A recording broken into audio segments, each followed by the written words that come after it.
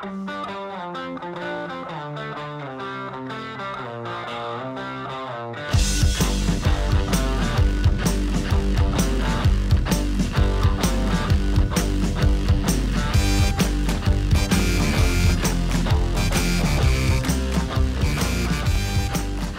soccer rolling along here on Cards TV with head coach Ken Lola. I'm Sean Moth. Great to see you again.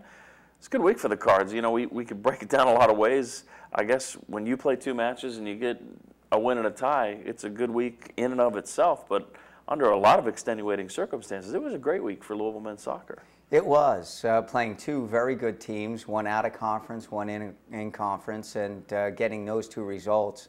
We found there was a lot of growth this week, and from that standpoint alone, it was a very successful week. 2-2 tie against Indiana on Wednesday in front of another great crowd at Cardinal Park, and it was a match that had some intrigue late. The Cards down a man into the overtime, and you guys were able to fight. I don't know how aggressive you can be when it's 11-on-10 to try to score the game winner, but whatever you guys did, you came away with a good result against the 11th ranked team in the country.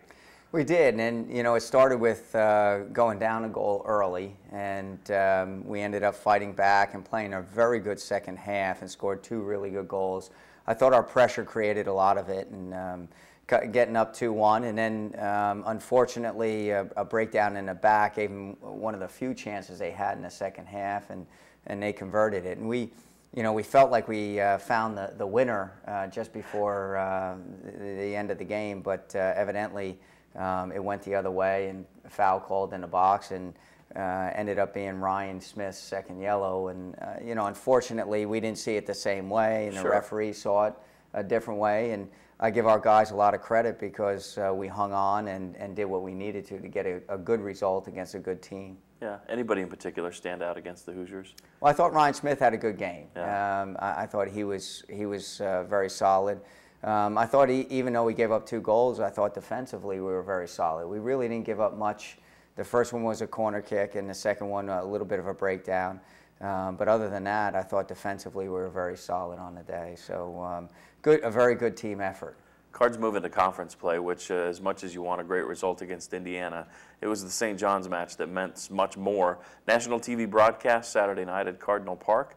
Not just the St. John's rivalry that's kind of been created, but they were the 10th ranked team in the country against the 22nd ranked Cardinals. And Will Vitalis found one in the first half, and the team made it stand. And this is a team that maybe was a little fatigued because of the earlier in the week match that went to double overtime against a team that hadn't played. You've got to be happy with how things went. We were very happy. I thought the night on a whole was very good. I thought we represented ourselves well on national TV, and not just from a play standpoint, but the athletic department and the University of Louisville. I thought the product we put out there was very, very good. You know, from a standpoint of getting the result, it was gritty, to be honest with you. I thought early on we played very well. We got the ball moving and created a very good goal. But you could see the energy level diminish a little bit. And yeah. For us to keep the ball, it takes a lot of effort because it takes a lot of movement and energy to do it. And when that dropped a little bit, St. John's ended up getting more of the ball. And from that standpoint, it was up to us to defend well and get pressure of the ball and not give them any chances and grind it out. Yeah. And I thought we did a really good job of that. Mike Mauro came up with a couple of key saves during the course of the game, and I thought we were defensively pretty sound and got a good result, a very good result against a very good team in Big East play. In watching the game in person and then going back and watching a replay on Fox Soccer, one thing that stood out to me, which kind of has stood out all year long and just your style of play, but just a lot of one touch, banging it around the back, just kind of that patience, kind of wearing a team down. And it seems like that's even tougher when you might be fatigued and you might lose that focus, but they continued to do so. Yeah, I thought we continued to try to play and move it. What happened was in the second half, St. John's needing a goal, stepped the play up, and they started pressing us higher up the field. It left them exposed a little bit to the counter. But I thought, again, our guys did a pretty good job, especially late in the game, of getting pressure to the ball, and when we did have it, keep it moving, and especially in their end. We finished the game off well. A lot of what we talk about right now as the games get closer and closer to tournament play is how you finish them. managing the game at the end. So you use the time well, and I thought we managed the game very well against St. John's. In the scorebook, Will Vitalis gets the credit for the goal. Certainly deserves it. He played very well. Marlon had a great job of just laying one back to him, and it seemed like Paolo Del Piccolo kind of created that scoring opportunity. It was a nice job by the guys combining to create the one goal in that game. It was, and interestingly enough, we talked to our guys about repressure, and we showed them the video today, and Greg Cochrane coming back and winning a ball. The ball was played behind him. He back pressured, came back, won a ball. And from that point, it was a sequence of about 16 passes in a row that led to the goal. Yeah. So we win it, we build it, get it forward. Paolo ends up doing a really good job of holding on to a ball that was maybe a 50-50 ball. Sure. He wins it, ends up connecting it, Buck plays it in, and like you said, Marlon laid a great ball off for Will, and Will was really composed. Outstanding. The Cards pick up another big win. They are atop the Big East standings as we speak in terms of points. Can't ask for a better place than that.